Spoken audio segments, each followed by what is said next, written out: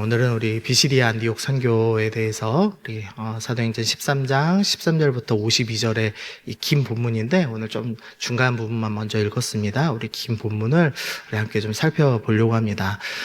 먼저 지난번 스토리 좀 기억해 보시면은요, 지난주에는 이제 성령께서 이 안디옥 교회에서 이 리더들이 기도하고 있는데 그 중에서 바나바와 사울을 따로 세우라라고 말씀하시는 이제 것으로 시작하는 것을 보았습니다.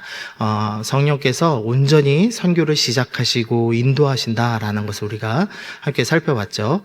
그래서 이제 바나바와 바울이 이 첫 선교지로 이 바나바의 고향이었던 구브로를 선정했습니다. 그래서 배를 타고 구브로에 가서 이 구브로의 이 핵심 도시였던 바보라는 곳에 가서 거기서 이제 총독 서기오 바울을 만나고 그를 이제 전도한 스토리가 이제 나타났습니다.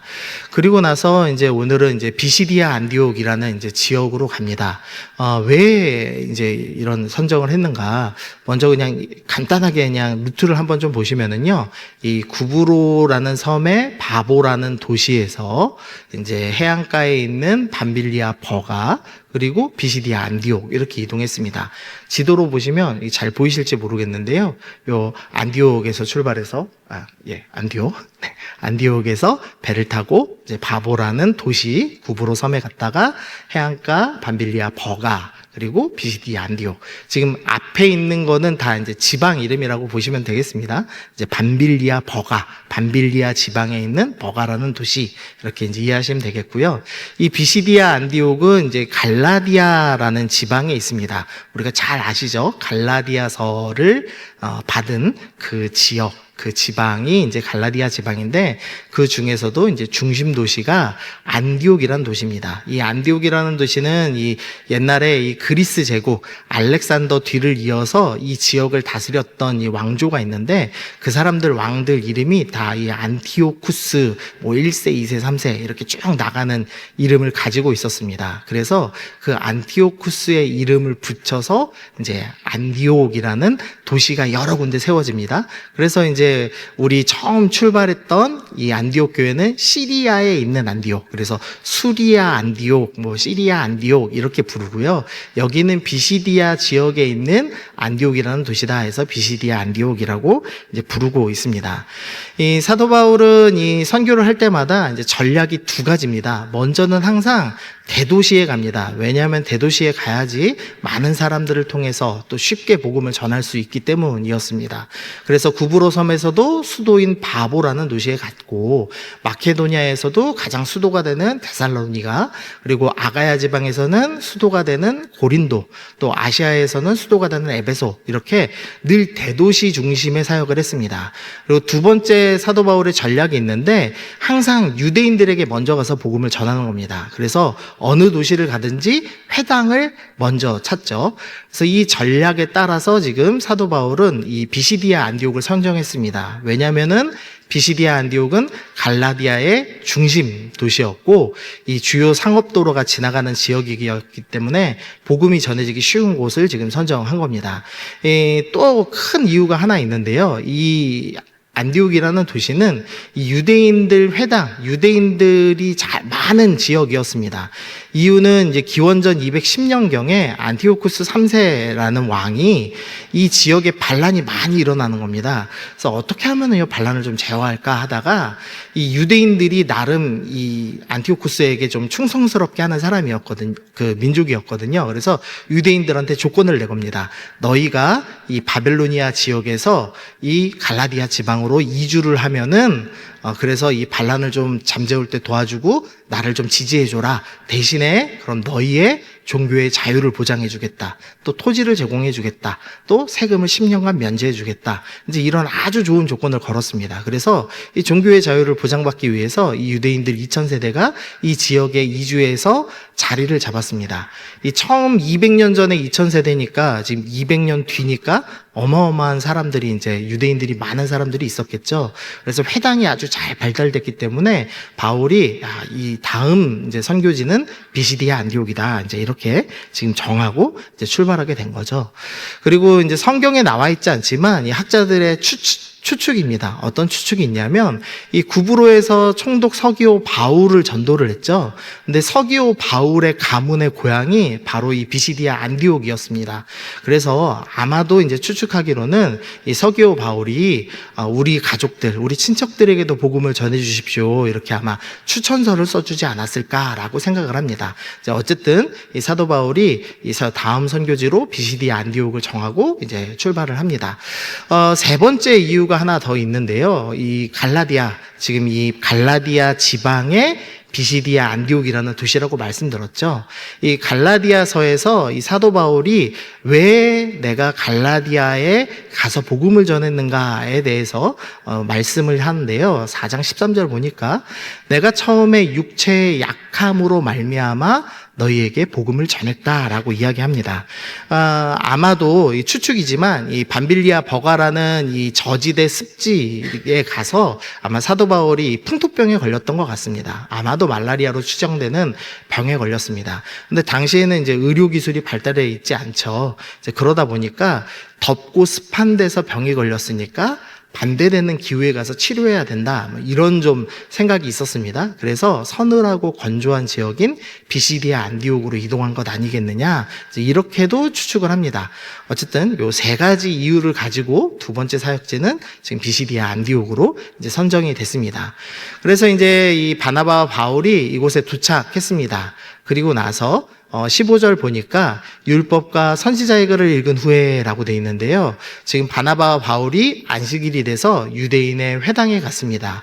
이 회당에서는 예배 순서가 쭉 있습니다. 처음에 우리와 동일하게 신앙 고백하고 기도하고 그 다음에 우리가 교독문을 낭독하듯이 율법서와 선지서를 각각 한 장씩 낭독합니다. 그리고 나서 이제 회당장이 혹시나 이제 돌아다니다가 온 좋은 이렇게 유명한 랍비가 있다. 그러면 그분한테 설교를 좀 부탁합니다. 그러면 이제 그분이 나와서 설교를 하고 이제 축복 기도를 하는 것으로 순서가 되어 있는데 지금 오늘 지금 바울과 바나바라는 이 랍비들이 지금 찾아온 거죠. 그러니까 이 회당장이 그러면 우리 바울 선생님 우리를 위해서 말씀을 좀 전해 주십시오. 이제 이렇게 부탁을 받아서 자연스럽게 이제 회당에서 말씀을 전하게 된 겁니다. 그러면서 이제 제법 긴 설교가 나오는데요.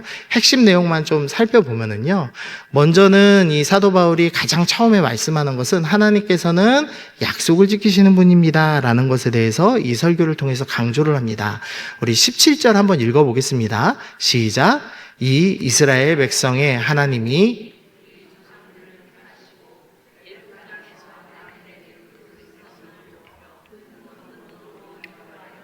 네, 지금 처음에 무슨 단어가 등장하냐면 하나님이라는 단어가 등장합니다. 이 17절부터 23절까지의 긴 절에서 이 주어 하나님이라는 주어 하나를 붙잡고 하나님이 행하신 일을 쭉 지금 이 회당에 있는 유대인들한테 말씀을 전할 겁니다. 네, 먼저 하나님은 어떤 분이시냐? 우리 조상들을 선택하셨고 인도하신 분입니다 라고 얘기하는 겁니다. 그리고 18절에서 광야에서 약 40년간 그들의 소행을 참으셨습니다. 그들이 얼마나 악했는지 소행이라고 표현할 만큼 이 조상들이 악하게 하나님 앞에서 반역을 했죠. 그럼에도 불구하고 하나님이 참으셨습니다. 그리고 이 악행을 저지른 자에게 참으실 뿐만 아니라 가나안 땅의 7족속을 멸하시고 그 땅을 기업으로 주시는 은혜를 베풀어 주셨습니다. 그리고 나서 하나님께서는 계속해서 구원자를 보내주시죠. 선지자 사무엘 때까지 계속해서 사사들을 주셨고 그 다음에 왕을 구하기 때문에 사울을 왕으로 주셨고 그 다음에 다윗을 다시 왕으로 주셨다. 그래서 하나님께서는 너희가 악함에도 불구하고 끊임없이 주시고 구원자를 주시는 분이었다. 약속을 지켜주시는 분이었다라고 지금 이야기하는 겁니다.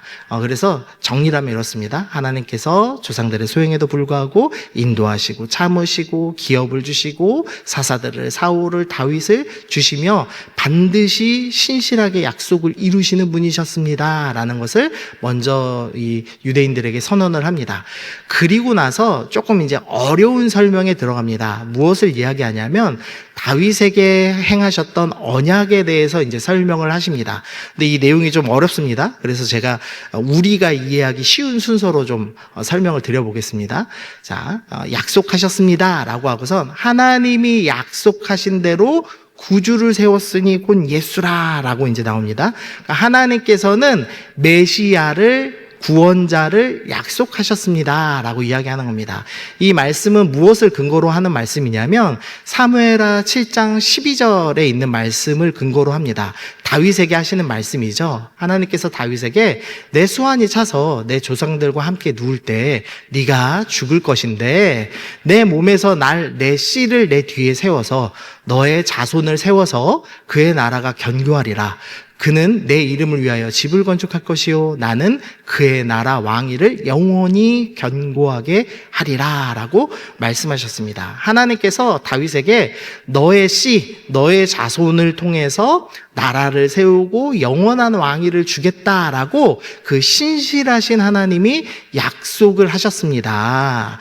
그것이 어디에 기록되어 있냐? 33절에 보니까 시편 둘째 편에 기록한 바와 같이 너는 내 아들이라 오늘 너를 낳았다 라고 기록되어 있지 않습니까? 라고 지금 사도 바울이 설교하는 겁니다. 시편 2편 7절에 이 너는 내 아들이라 오늘 너를 낳았다 라는 구절이 있는데 이게 다윗의 아들, 다윗의 자손에게 너가 나의 아들이라고 내가 인정한다. 내가 너를 왕을 삼았다. 라고 약속해주는 구절인데 그 구절처럼 너의 자손을 통하여서 내가 분명히 영원한 왕위를 약속했다. 라는 것을 지금 설명하는 거죠. 그런데 이 왕은 이 34절 보시면요. 또 하나님께서 죽은 자 가운데서 그를 일으키사 다시 썩음을 당하지 않게 하실 것을 가르쳐 이르시되 하면서 내가 다윗의 거룩하고 미쁜 은사를 너희에게 주리라. 이 말씀은 이사야서 55장 3절을 인용한 말씀입니다. 근데 우리가 아시다시피 다윗 왕조가 있었죠. 그랬다가 다윗 왕조가 멸망했고 그리고 나서 이제 이사야 말씀이 이제 들리는 겁니다. 백성들한테. 분명히 다윗 왕조는 영원할 거라고 약속하셨는데 이미 망했는데 망했음에도 불구하고 하나님께서 분명히 이사야를 통해서 다윗에게 맺은 약속, 거룩하고 미쁜 은사, 다윗을 통해서 주시겠다 약속했던 것을 분명히 주시겠다고 약속했는데 이걸 어떻게 이해해야 되지? 이제 이런 의문이 유대인들 사이에 있었던 겁니다. 이해가 좀 되시나요? 복잡하죠? 네. 지금 다윗은 분명히 이제, 다윗 왕조를 통해서 메시아를 약속하셨습니다. 그런데 다윗 왕조가 이제 망한 거죠. 그리고 나서, 이걸 어떻게 이해해야 되지? 이제 요 의문이 좀 있는 겁니다. 그 상태에서 또 하나의 약속이 있었습니다.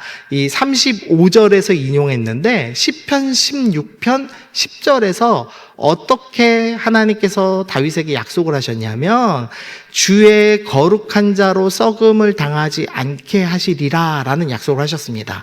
다윗을 통해서 다윗의 씨인 메시아, 구원자를 약속해 주셨는데 이 메시아는 어떤 특징이 있느냐? 썩음을 당하지 않는 특징이 있다라고 설명한 겁니다. 이 썩음을 당하지 않는다는 것은 즉 죽지 않는다라는 약속을 받은 겁니다. 그런데 문제는 36절에서 다윗은 어떻게 됐죠? 이미 썩음을 당했습니다. 다윗은 죽었습니다. 그러면 다윗의 자손 중에 죽지 않은 그 누군가가 바로 메시아구나. 근데 그건 누구지? 이런 의문 속에서 유대인들이 이렇게 살아왔던 겁니다. 그런데 이제 사도 바울이 얘기하는 거죠. 하나님께서 약속하셨고 약속하신 걸 반드시 이루시는 분 아니냐. 그 약속대로 다윗의 후손 중에서 누구를 세우셨죠? 예수님을 세우셨습니다 라고 얘기하는 겁니다. 제가 여기 본문에 넣지 않았지만 예수님께서는 빌라도에게 고난을 받으시고 십자가에 달려 죽으셨습니다. 그래서 어떻게 되냐면 무덤에 들어가셨죠. 그러나 하나님께서 죽은 자 가운데서 그를 살리심으로써 썩음을 당하지 않은 다윗의 자손이고 예수님께서 즉 메시아시다라는 것을 분명히 드러냈다라는 것을 지금 이 유대인들한테 어떤 분이신지 예수님이 어떤 분이신지를 분명히 지금 드러내고 있는 겁니다. 그리고 나서 이 유대인들이 이해하는 이야기를 다시 한번 합니다. 야, 너희도 알다시피 메시아는 구원자는 죄의 문제를 해결하는 분인 거 알고 있지? 요거를 이제 말을 굳이 안 하고 넘어간 겁니다. 요약을 해서. 그런데 이제 제가 대시라고 이제 본문을 넣어놨습니다. 이사야서 53장에서는 메시아가 오셔서 어떤 일을 하시냐? 백성들의 죄를 담당하십니다. 그리고 예레미야 31장에서도 메시아가 오시면 죄를 기억하지 않는 죄의 문제가 해결될 것입니다 라고 분명히 얘기합니다. 스가랴서에서도 내 종 구원자가 오시면 이 땅의 죄악을 제거할 것이라고 분명히 말씀하셨습니다. 그러니까 이 유대인들은 다윗을 통해서 메시아를 약속하셨어. 그 메시아는 죄의 문제를 해결하는 분이야. 이것을 알고 있는 거죠. 그래서 38절에서 그러므로 형제들아 너희가 알 것은 이 사람 예수님을 힘입어서 죄사함을 너희에게 전하는 거야. 너희가 알다시피 예수님은 메시아는 죄의 문제를 해결하시는 분이야 라는 것을 설명하고 있는 거죠. 그러면서 이제 핵심을 찌릅니다. 우리 39절은 읽어보겠습니다. 시작. 또 모세의 율법으로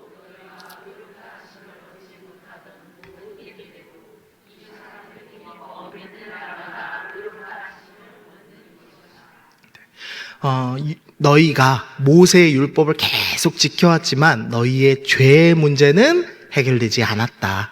의롭다 하심은 얻지 못했다. 그러나 이제는 예수님을 통해서 예수님을 힘입어서 너희는 죄의 문제를 해결하고 의롭다 하심을 얻게 된다라는 이 복음의 말씀을 지금 유대인들한테 선포하고 있는 것입니다.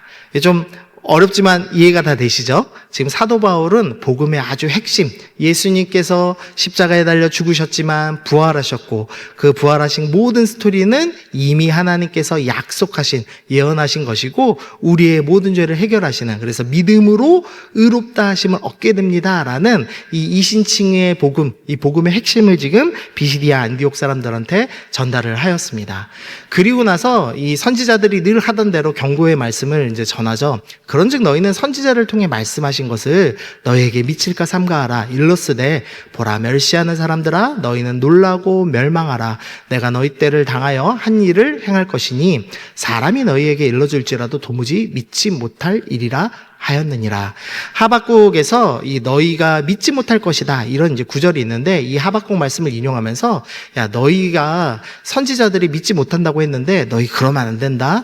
비시디아 안디옥에 있는 유대인들아 너희는 반드시 이 말씀을 믿어야 한다라고 이야기를 했습니다. 근데 그럼에도 불구하고 이 비시디아 안디옥에 있는 유대인들이 어떻게 반응을 하냐면은요, 분명히 구원의 말씀이 우리에게 보내졌다는 것을 지금 사도 바울을 통해서 전달받았지만 이 27절 빨간 글씨만 보시면 안식일마다 외우는 바 선지자들의 말을 알지 못함으로 너희는 선지자의 말을 날마다 외우고 반복하는 사람들인데도 그것을 깨닫지 못하고 예수님을 반대했다라고 지금 설명하는 겁니다. 그리고 실제로 이 비시디아 안디옥에서 유대인들이 이 사도 바울을 시기하죠. 그래서 50절에 보니까 이에 유대인들이 경건한 귀부인들과 그 신의 유력자들을 선동하여 바울과 바나바를 박해하여 그 지역에서 쫓아내니라고 하면서 이제 결론을 맺습니다. 그러니까 이 설교가 길지만 정리를 하면은요, 하나님께서는 약속을 이루시는 분입니다. 그래서 메시아를 분명히 약속하셨습니다. 그리고 예수님을 보내심으로 그 약속을 이루셨습니다. 그래서 예수님을 믿을 때 우리가 의롭다 하심을 얻을 수 있다라는 놀라운 은혜의 복음을 전파하였습니다. 여러분 이거 다 믿으시죠? 아멘. 예수님을 통해서만 우리가 의롭다 하심을 얻고 죄사함을 얻을 수가 있습니다. 그런데 문제는 안식일마다 선지자의 말들을 읽고 외우는 유대인들이 이것을 믿지 못했습니다. 그래서 어떻게 했냐? 이 비시디아 안디옥의 유대인들이 이 선교사들을 박해해서 내쫓는 사건들이 일어났다는 겁니다. 그래서 우리가 먼저 이걸 좀 적용해 보고 싶습니다. 잘 믿는다 스스로 생각하는 사람들이 오히려 하나님의 위대한 약속을 잊고 율법을 통해서 자기 의를 드러내기에 바쁜 사람들이었다는 겁니다. 주님께서 오실 것이다. 썩음을 당하지 않는 다윗의 자손이 오시고 우리를 구원하신다라는 약속이 분명히 있었고, 이거 말씀을 외움에도 불구하고 이들이 정작 예수님이 오셨을 때 나를 돋보이게 하고 싶어서 예수님을 반대하는 모습을 보여주고 있더라는 거죠. 참 희한한 것은 교회 일을 하면서 예수 잘 믿는다 스스로 생각하는 사람들이 늘 주님의 일을 방해하는 모습을 볼 수가 있습니다. 왜냐하면 나를 드러내는 사람이기 때문이죠. 그래서 마지막 줄 보시면 나를 드러내는 율법주의가 아니라 하나님을 드러내는 믿음이 필요합니다. 오늘 첫 번째 묵상입니다. 혹시나 이 비시디아 안디옥 교회 이야기를 들으면서 나도 유대인들처럼 주님의 일을 반대하고 있지는 않았는가?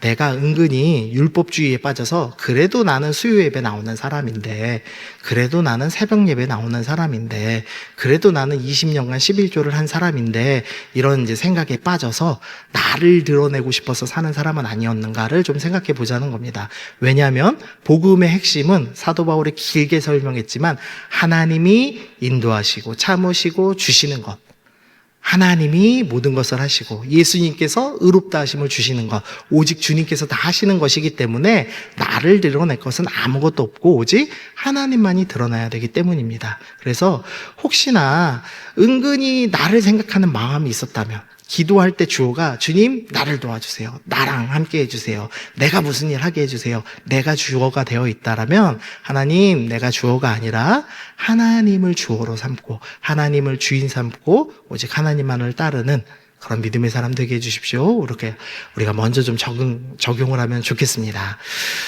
그리고 이제 두 번째로 좀 간략하게 좀 생각해 볼 것은요, 이 사도 바울이 정면 돌파했다는 것입니다. 39절 말씀 다시 보시면 모세의 율법으로 너희가 의롭다 하심을 얻지 못한다라고 분명히 이야기하죠. 아까 역사적인 설명을 드렸지만 비시디아 안디옥은 기원전 210년에 종교의 자유를 위해서 이주한 사람들입니다. 만나보신 분들 있으면 아시겠지만 이 80년대, 90년대 이민 가신 분들이 훨씬 더 보수적인 거 아시죠? 훨씬 더 보수적이고 훨씬 더 나라 생각 많이 합니다. 그것처럼 저 당시에도 이때 종교의 자유를 가지고 이주한 사람들은 율법을 아주 철저하게 고수하는 사람들이었습니다. 그래서 이 갈라디아 지역에 세워진 갈라디아 교회의 가장 핵심 문제가 뭐였냐면 율법주의 문제였죠. 그래서 사도 바울이 갈라디아서를 계속 보내면서 뭐라고 이야기하냐면 너희는 복음 아래 있는 자가 아니라 율법 아래 있고자 하는 자들이다. 너희는 율법주의자들이다. 너희는 육체의 모양을 내려고 할례를 행하려고 하는 자들, 할례 행해야 구원받는다고 잘못된 생각을 하는 자들, 그래서 다른 복음을 가진 자들이다 라고까지 경고를 하죠.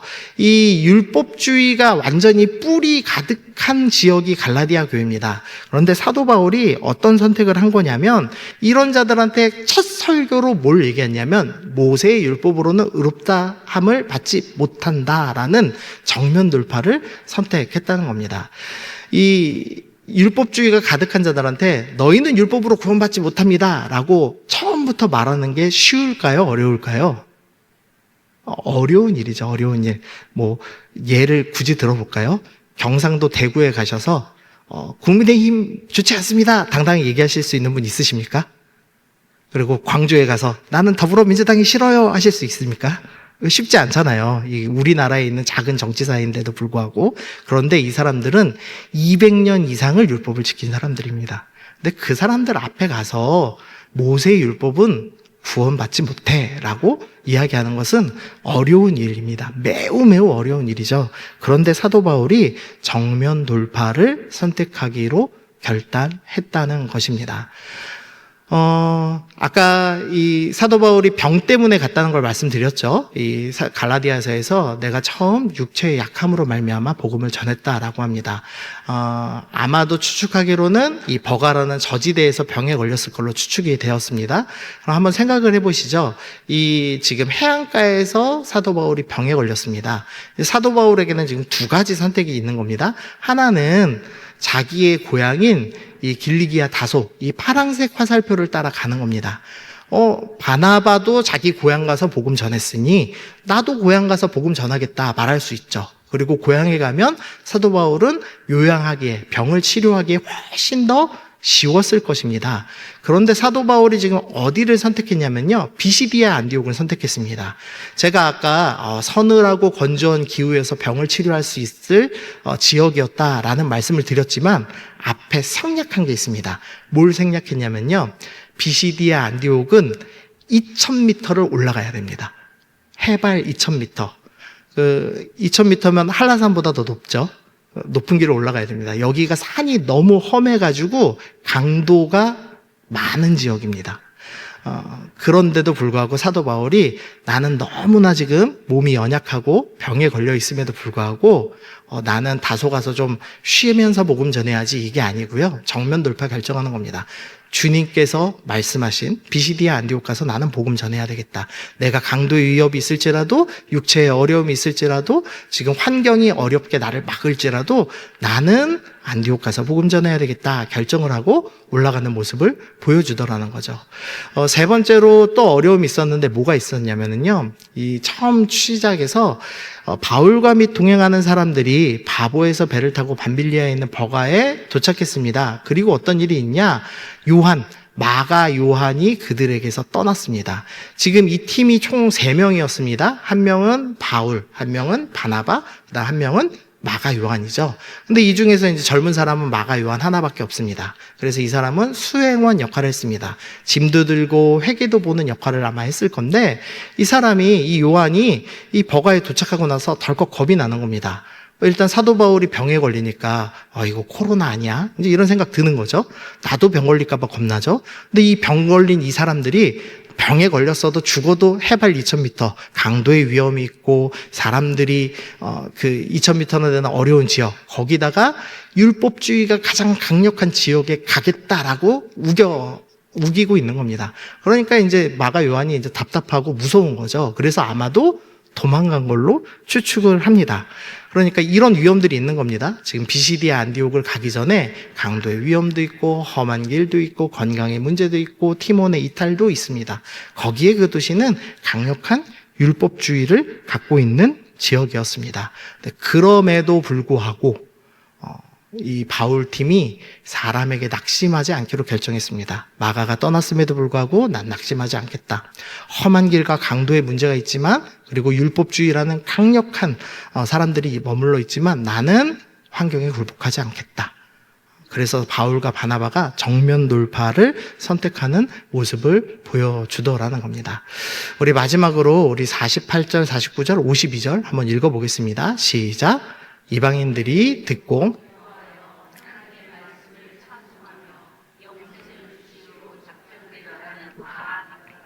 주의 말씀이 그 지방에 두루 퍼지니라. 제자들은 기쁨과 성령 충만하니라. 아멘. 이 갈라디아 지방에 이 처참한 여러 가지 가지 않아도 될 만한 여러 이유가 있었음에도 불구하고 바울과 바나바가 정면 돌파를 결정했습니다. 그랬더니 하나님께서 어떻게 역사하셨냐? 주의 말씀이 갈라디아 지방에 두루 퍼지게 하시면서 갈라디아에 교회가 세워지는 은혜를 허락해 주셨습니다. 단 2주 만에 교회가 세워지는 은혜가 있었고, 제자들이 세워지는 은혜가 있었습니다. 그리고 그 제자들은 기쁨과 성령이 충만했다라고 말씀을 하고 있습니다. 이 사람으로 인해서 우리가 낙심하기가 너무 쉽고, 환경이 우리를 막기가 너무 쉽고, 나의 건강의 문제가 주님 일을 하는데 방해가 되고, 여러 어려움이 있습니다. 그런데 믿음으로 이것을 정면 돌파한 사람이 맛보는 기쁨이 분명히 있습니다. 아멘. 네, 우리의 육신이 연약하고, 우리는 연약하고, 주변 사람들은 우리를 돕지 않고, 여러 어려움이 있고, 시대는 너무나 힘든 시대지만 우리가 그 와중에도 하나님이 행하실 것을 믿고 정면 돌파할 때 누리는 은혜가 있습니다. 소원하기는 우리 성석교회가, 그리고 이 자리에 앉아 계신 여러분들이 하나님을 믿어서, 하나님께서 인도하시고 함께 하시는 분이심을 믿어서, 그래서 정면 돌파하겠노라 결심하시면서 오늘도 믿음의 삶을 싸워나가시길 결단하시는 여러분 되시기를 소원합니다. 아멘.